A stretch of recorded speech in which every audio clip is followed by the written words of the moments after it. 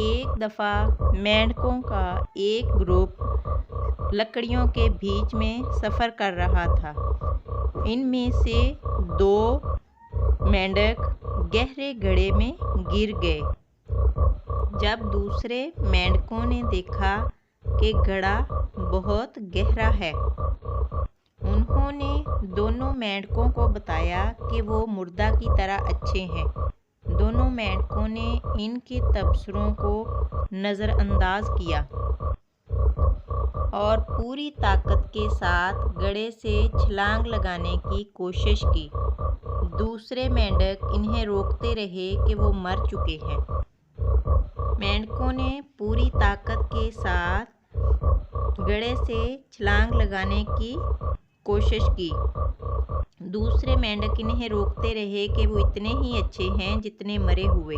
मेंढकों में से एक ने दूसरे मेंढक की बातों पर तवज्जो दी और हार मान ली।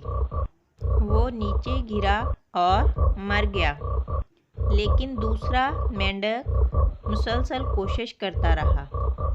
बाहर खड़े तीनों मेंढकों ने उसे बहुत मजाक उड़ाया, लेकिन उस मेंढक ने उनकी बातों पर ध्यान न दिया। इस तरह उसने बार बार ऊपर चढ़ने की कोशिश की।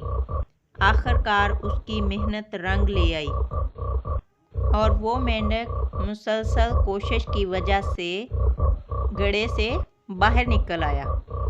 ज़ुबान में ज़िंदगी और मौत की ताकत है, जो किसी के लिए हौसला अफजा लफ्ज़ इन्हें ऊपर उठा सकता है और दिन भर इसे बनाने में इनकी मदद कर सकता है।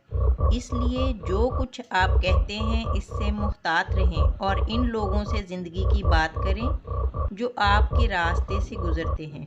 अल्फाज की ताकत से कभी भी ये सोचना मुश्किल होता है कि एक हौसला अफजा लफ्ज़ इतना लंबा फासला तय कर सकता है।